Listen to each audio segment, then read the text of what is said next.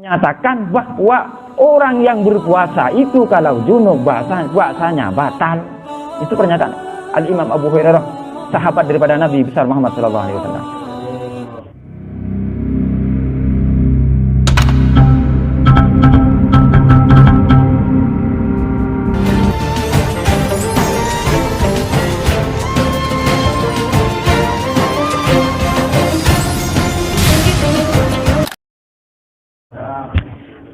Sekarang pertanyaan di saudara Ali Semili, karena lagi terburu-buru malam dan masih banyak sebetulnya yang mau dibahas.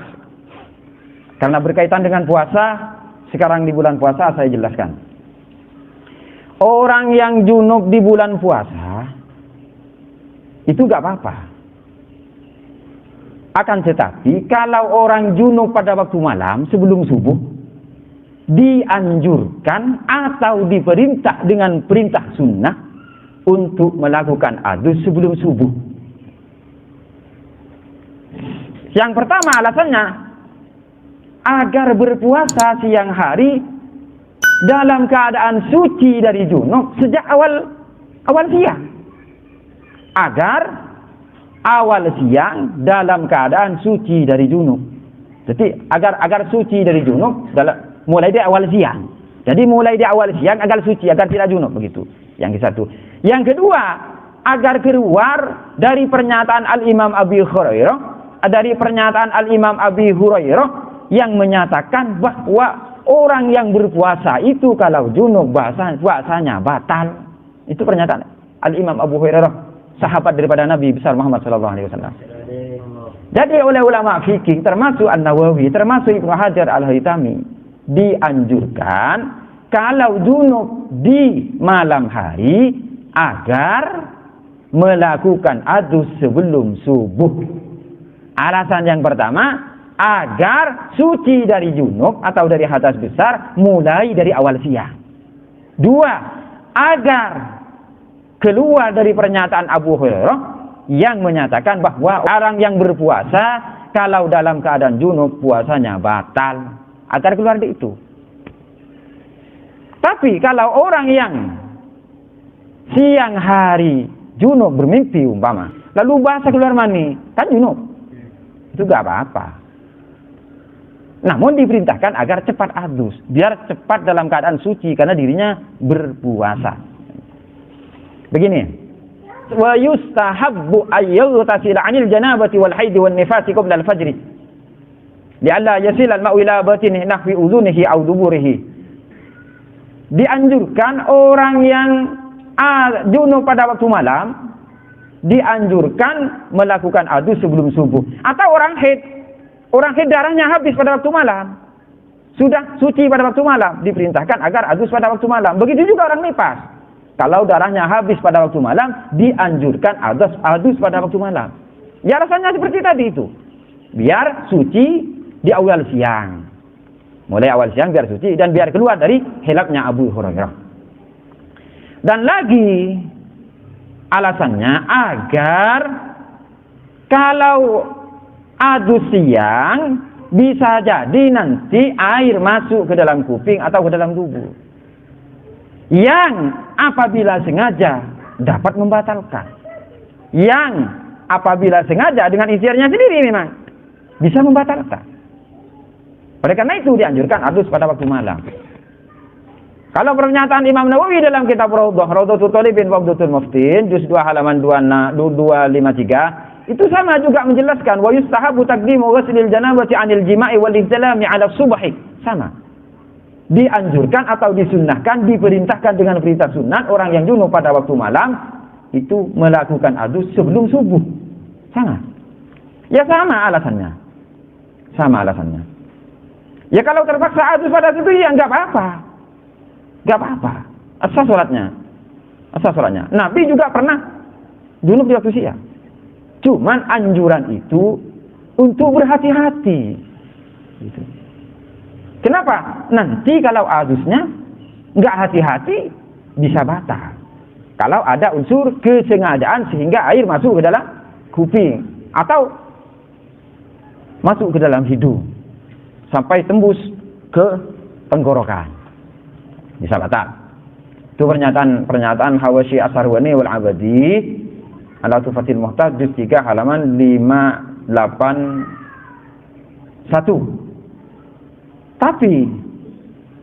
Tapi pernyataan ini tidak umum. Walaisa umumuhu muradan kama huwa zahirun aqdan mimma mar'a an-nasab kama al-mafmadati al-masyru'i al-ghuslil famin najisi la yuftiru li'uzrihi. Tapi ini tidak umum membatalkan. Artinya tidak secara umum langsung batal. Kenapa? Karena Imam Ibnu Hajar juga menjelaskan di dalam Al-Fathawa itu tidak batal. Yang batal itu kalau ada unsur kesengajaan. Ada unsur adus pada waktu siang, ada unsur kesengajaan memang. Sehingga air tertelan atau masuk ke dalam kuping atau masuk ke dalam hidung. Yang dibatalkan itu kalau ada unsur kesengajaan. Kalau nggak ada unsur kesengajaan, yang tidak dibatalkan. Begini Ibnu Hajar.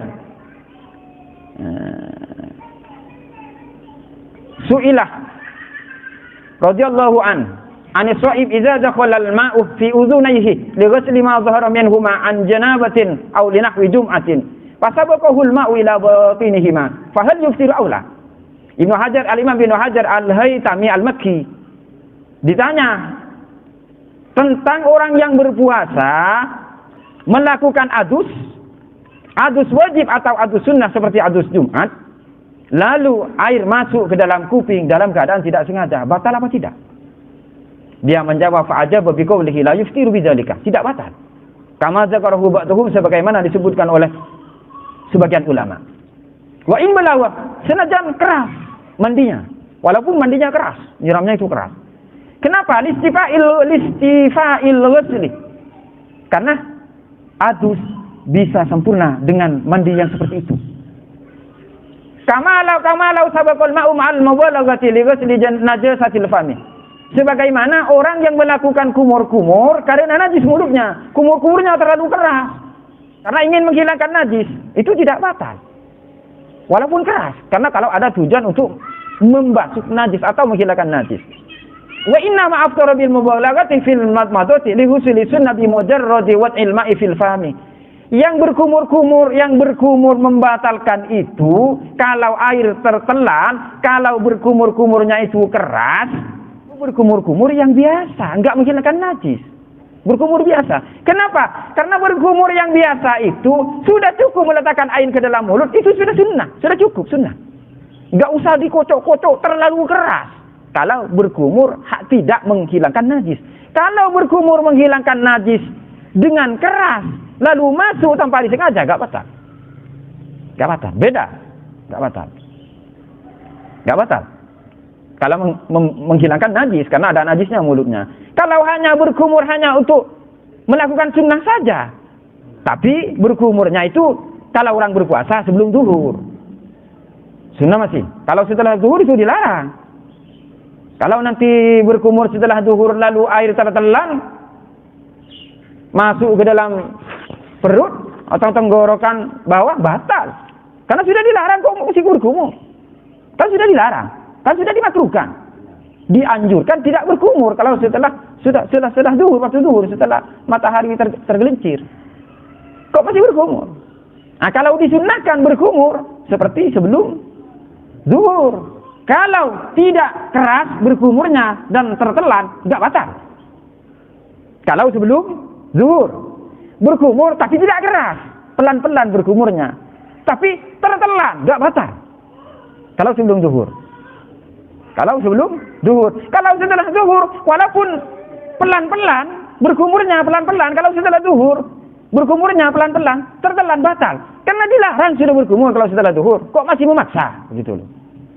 Kalau sebelum zuhur berkumur pelan-pelan, air tertelan, tidak batal.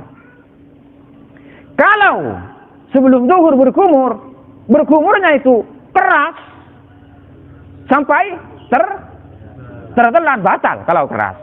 Kalau pelan-pelan enggak batal. Jadi hukumnya ada dua. Kalau pelan-pelan hati-hati tertelan, sebelum zuhur berkumurnya nggak batal. Kalau berkumur sebelum zuhur nggak hati-hati, keras hingga tertelan, batal. Nah itu loh. Sama seperti itu. Jadi kalau katanya Ibnu Habar itu nggak batal. Kalau adus itu seperti adus Jumat. Lalu begini.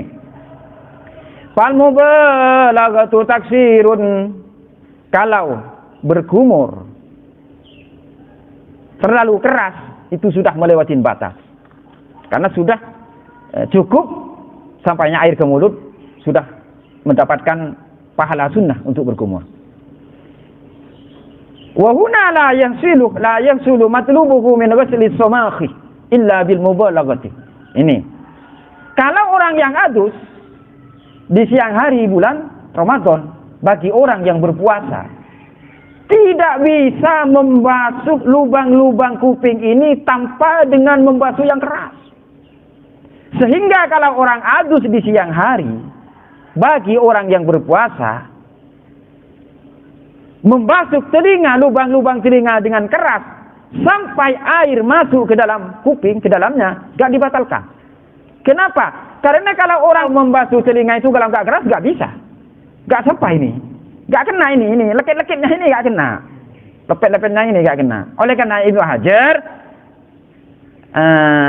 la yahsulu matlubuhu min ghaslis samakhi illa bil mubalaghati ghaliban fala taqsira. Kalau orang yang junub di siang hari bulan Ramadan tidak bisa membasuh lubang-lubang telinga ini kalau tidak keras. Sehingga kalau membasuh dengan keras air masuk ke dalam kuping tidak dibatalkan fala taksirah, karena tidak dianggap melewati batas. Jadi nggak batal puasanya. Akan tetapi tetap dianjurkan melakukan adus bagi yang junub malam hari, tetap dianjurkan adus pada malam hari sebelum subuh. Yang pertama alasannya agar suci dari junub sejak awal siang, dan kedua agar keluar dari pernyataan Al-Imam Abu Hurairah yang menyatakan bahwa orang yang junub itu puasanya batal. Begitu loh. Terus ada pernyataan wal hasilu inna shaima lawi utasala min haidin aw nifasatin lawi utasala wal hasil anna shaima law utasala min haidin aw nifasin aw janabatin fasabaqal ma'u ila jawfihi la yadurru wala nazru ila imkani imalati ra'sihi bihaitsu la yadkhulu syai'un li usrihi. Sama seperti tadi di atas, kalau orang junub, orang berpuasa junub atau adus karena junub atau haid atas nifas, lalu air tertelan masuk ke dalam, tidak batal, lah itu enggak apa-apa. Enggak usah memiringkan kepalanya begini agar tidak dimasukin air. Kenapa? Dia usri karena sulit seperti itu. Bisa saja memiringkan kepalanya, airnya yang masuk. Jadi diampuni atau karena dianggap sulit. Naam. In arafa min adatihi dzalika haruma alaihi in ghimatu wa aftar qat'an. Kalau memang orang itu ya, kalau memang adatnya orang itu, kalau mandi memang air masuk ke dalam kuping, biasanya masuk ke dalam hidung, kalau kebiasaannya seperti itu, dibatalkan. Kalau kebiasaannya seperti itu, dibatalkan. Kenapa? Karena dia melewati batas.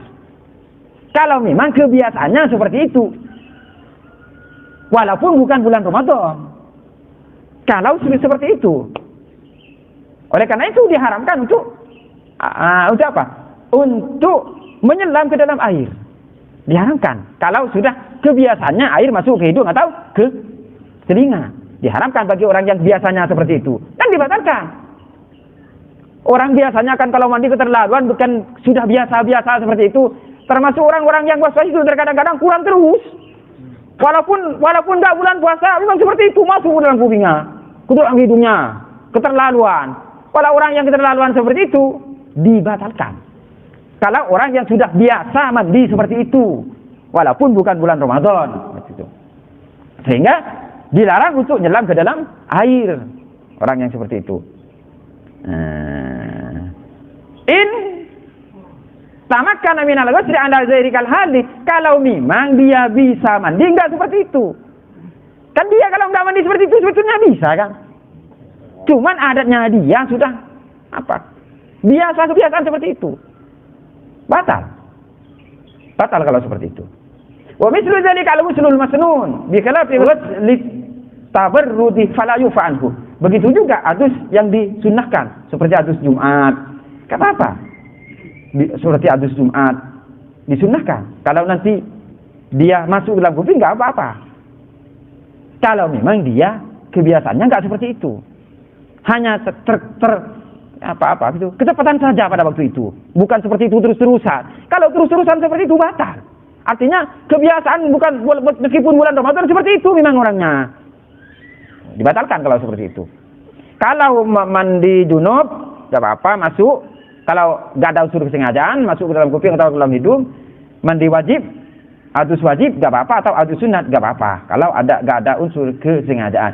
Kalau mandi karena ingin dingin, ghusl tabarrud, misalnya panas. Lalu ingin dingin, padahal kadang sebagian pahmun cebur ke dalam kali itu kan, masuk semua batal. Mandinya itu nggak diperintah. Yang mandinya diperintah itu adusnya sunat seperti adus Jumat.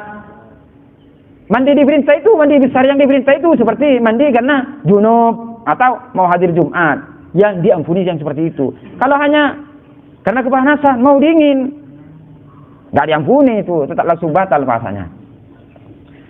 Wa kadza law tawallada min ghairi ma'furin bihi, begitu juga semua adus yang tidak diperintah. Seperti adus biasa, seperti yang tadi, adus karena kepanasan, tebur ke kali umpamanya. Aw ma'murin, atau adus yang diperintah seperti adus wajib atau adus sunat. Namun bisyarihi, masuknya ke dalam mulut, masuknya ke dalam telinga, masuknya ke dalam kuping, sengaja memang. Ya batal sengaja.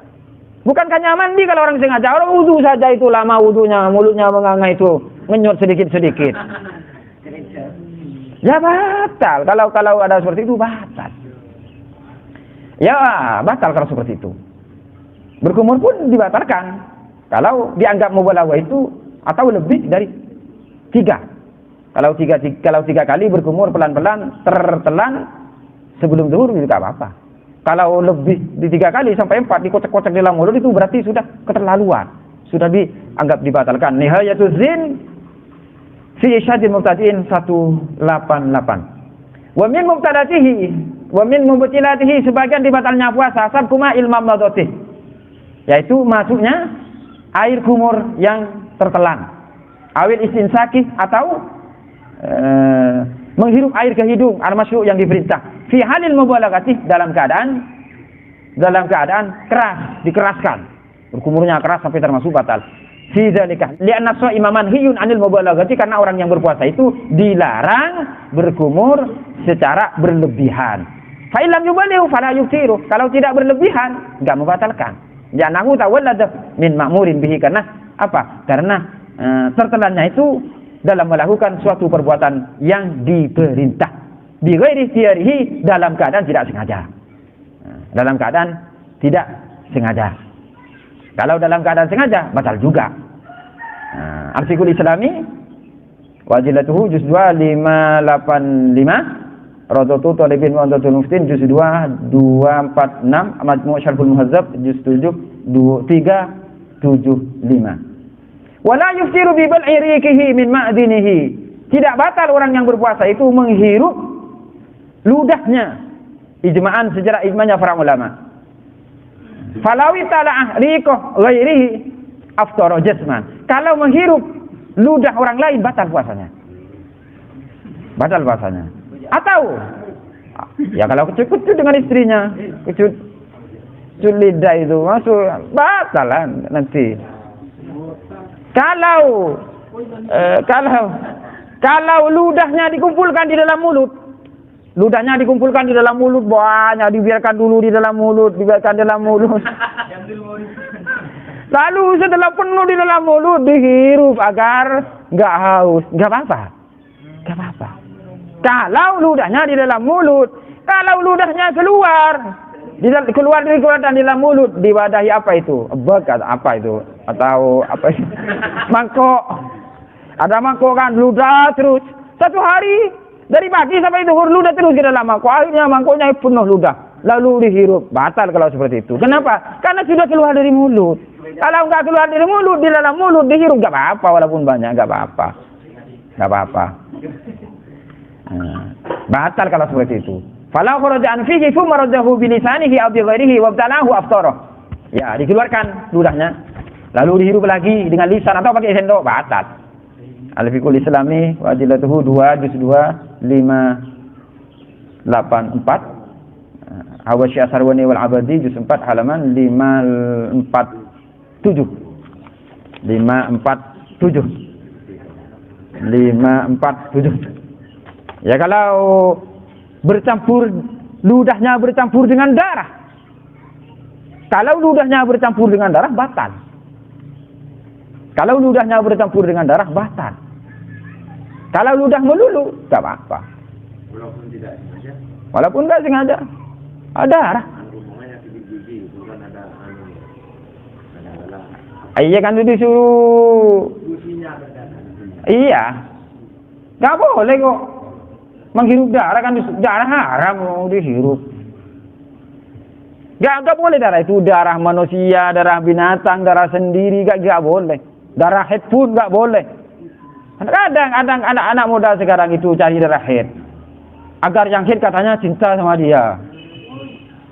Dan gak boleh itu. Najis.